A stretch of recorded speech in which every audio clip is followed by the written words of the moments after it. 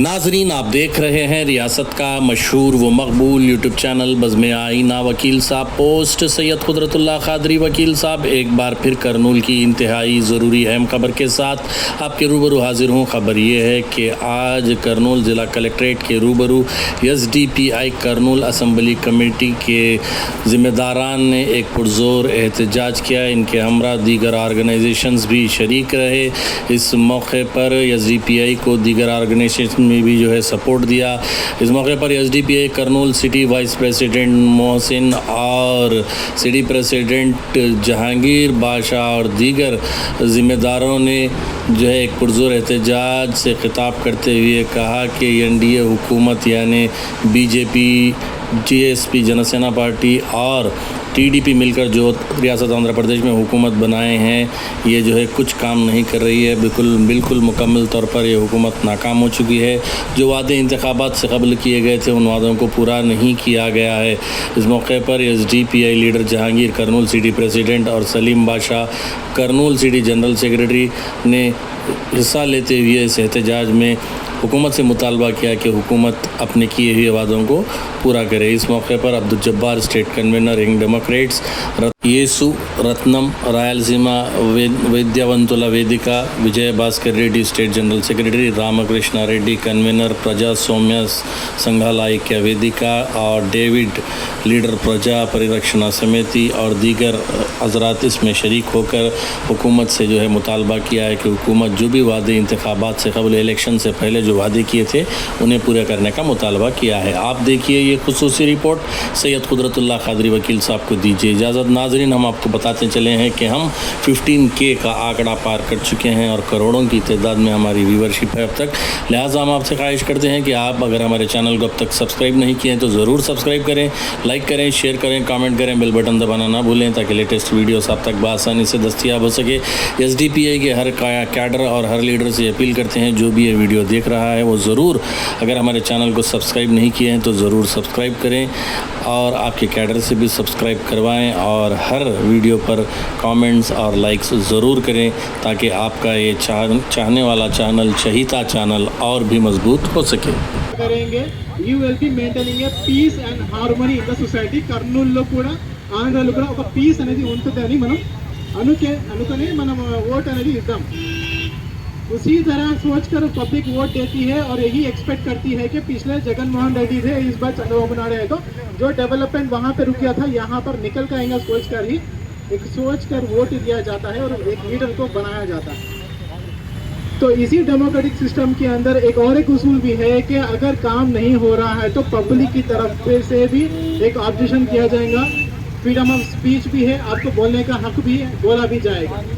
अगर बोलने वाले को एक अपोजिशन लीडर है बोलकर उसको टारगेट करना या फिर उसके बारे में एक गलत अफवाह फैलाना, ये चीज़ को छोड़कर ये जो ओपिनियन आ रहा है इसको एक्सेप्ट करके किस तरह पब्लिक को उन्नति की तरफ लेके जाना है, अच्छाई की तरफ लेके जाना है, ये सोचकर एक मिनिस्टर और जो MP MLA रहते हैं उनके माइंड में रहना है. तो बात यही.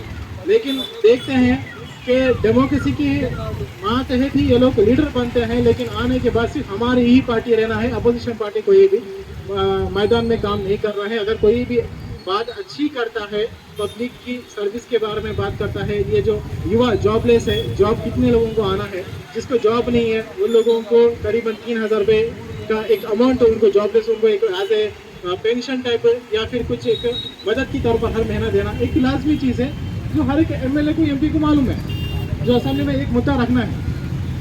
लेकिन ऐसे एक ओपिनियन को रखने वालों को आप ये अपोजिशन पार्टी के लोग हैं इनकी बात नहीं सुनना बोलकर ऐसी सोच रखना एक बेबुनियाद गलत है. दूसरी बात जो युवा है जो करनूल सिटी के अंदर, अभी हम करनूल सिटी के हैं तो करनूल की बात करेंगे.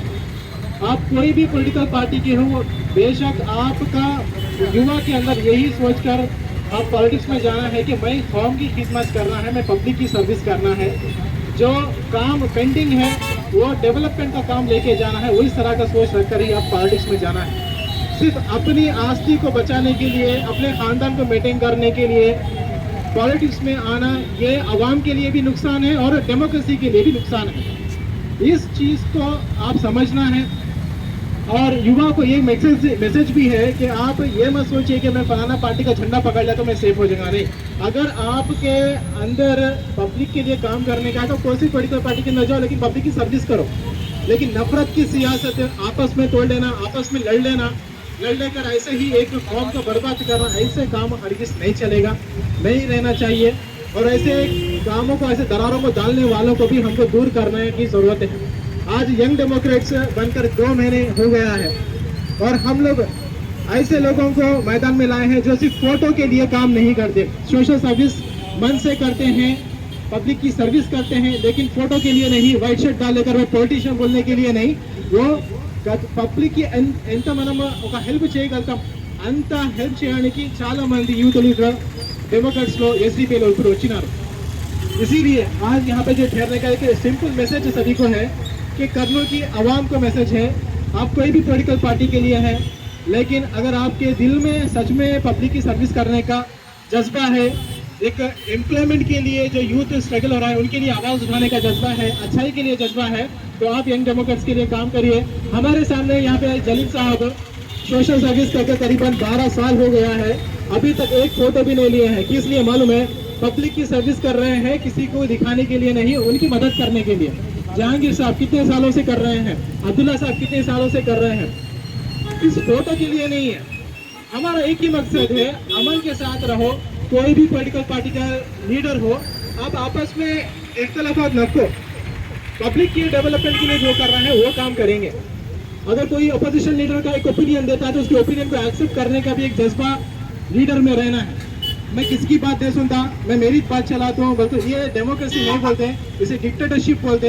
और कर्नूल ప్రజలందరూ చూస్తున్నారు సిచ్యుయేషన్ ఎలా మారుతుందని। అది टीडीपी అయినా కూడా వైసీపీ అయినా కూడా अगर आपकी हुकूमत में आप अच्छा काम करेंगे तो दिल में आपको पब्लिक बिठाएगी। अगर आप अच्छा काम नहीं कर रहे तो नेक्स्ट इलेक्शन में भी सभी का एक नंबर आने वाला है, आएगा। सर्विस, पब्लिक की सर्विस और जो डेवलपमेंट के मुद्दे हैं, जो अनएम्प्लॉयमेंट है, जो दुल्हन स्कीम है, माइनॉरिटीज है, एससी है, एसटी है, उनको अपलिफ्ट करने का काम करना है। लेकिन मैं 10 साल 100 साल मैं मेरा खानदान पॉलिटिक्स में जीना होगा, ऐसा सोच से आप काम करेंगे तो कोई सी भी कौम आगे नहीं बढ़ती, सिर्फ नफरत ही रहेगी। और इसी के जरिए अपनी हुकूमत का इस्तेमाल कर कई डिपार्टमेंट्स को ये लोग इस्तेमाल करेंगे। तो यूथ डेमोक्रेसी भूलेंगी तो रोड क्या है, डेमोक्रेसी को याद दिला दी। आप याद रखिए, अगर डेमोक्रेसी को कहीं मिटाने के लोग आए हैं तो रोड उसका जवाब देंगे, रोड पर हम लोग जैसे लोग ही उतरेंगे।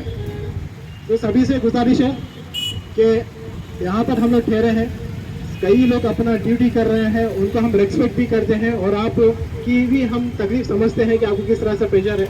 लेकिन ये जो कर्नूल है सिर्फ एक इंसान की, इनके बाप की एक जागीर नहीं, ये सारा लोगों की एक सल्तनत है। यहाँ पे हर पब्लिक के साथ मिलकर रहना है, मिलजुल कर ही काम करना है, नफरत की सियासत को आप रुकाना है और उसी तरह डेवलपमेंट के मुद्दे पर काम करेंगे, मिलजुल कर करेंगे।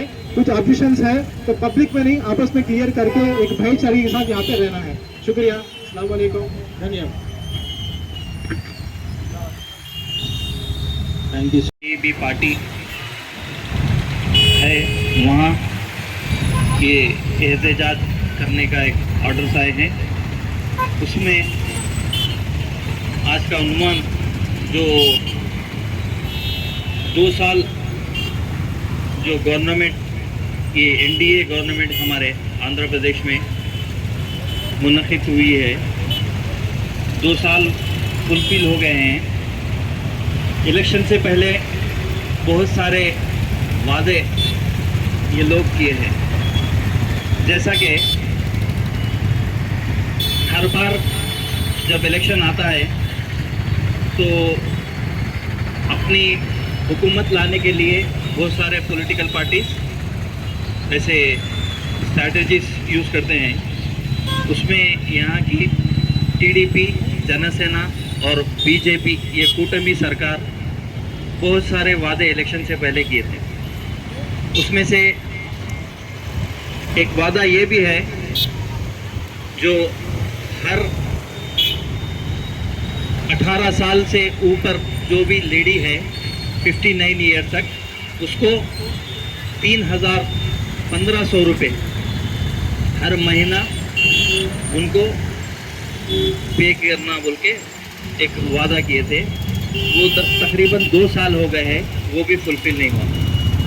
उसी के साथ दूसरा वादा जो अनएम्प्लॉयमेंट है, जो स्टूडेंट्स जो डिग्री कर है उनको हर महीना 3,000 रुपये उनको भी देना बोलकर वो भी आज तक तकरीबन 2 साल हो चुके हैं, वो भी फुलफिल नहीं करेंगे। उसी के साथ बड़ी अफसोस की बात है, चाहे वो ये 2024 में आई हुई कूटमी सरकार हो या एनडीए की या पिछली सरकार वाईएसआरसीपी की भी हो, ये माइनॉरिटीज़ को, खासकर माइनॉरिटीज़ को जो भी स्कीम्स बताते हैं, जैसा कि minority welfare scheme, minority loans, minority subsidy loans और माइनॉरिटी के लिए जो मौज़न और इमामों के लिए जो भी ये सब इलेक्शन से पहले रखते हैं, जैसा 2019 में वाईएसआरसीपी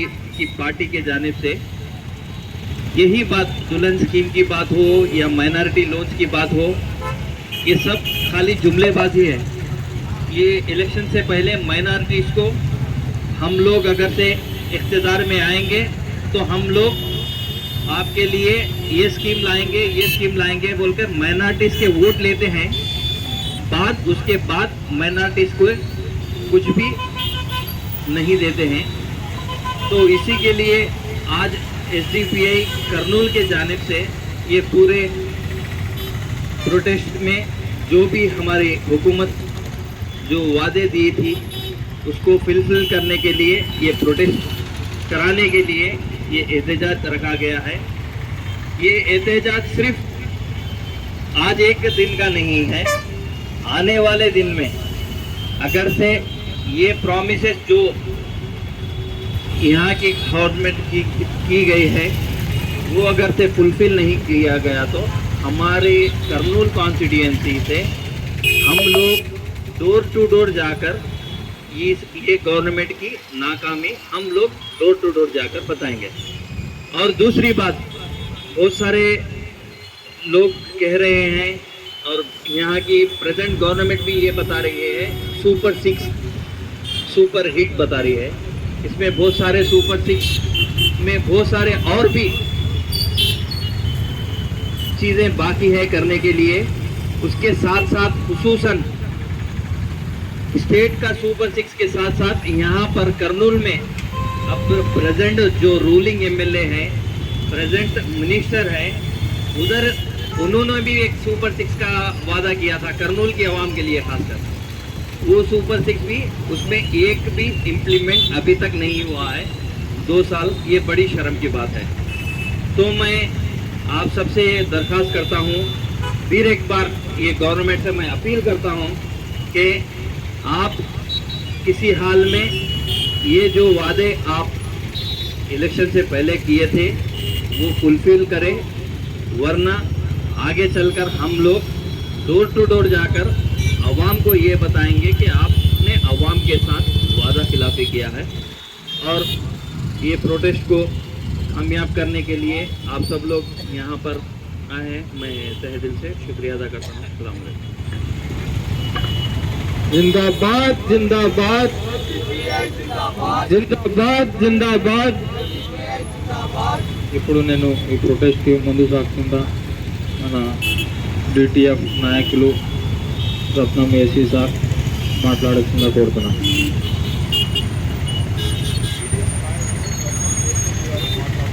మరి మిత్రులారా, ఈరోజు మరి ఎస్డిపిఐ మీ రాష్ట్ర కమిటీ పిలుపు మేరకు ఈ కర్నూలు కమిటీ తరఫున ఇక్కడ కలెక్టరేట్ ఎదుట మరి ప్రొటెస్ట్ చేస్తున్నందుకు మిమ్మల్ని అభినందిస్తున్నాను.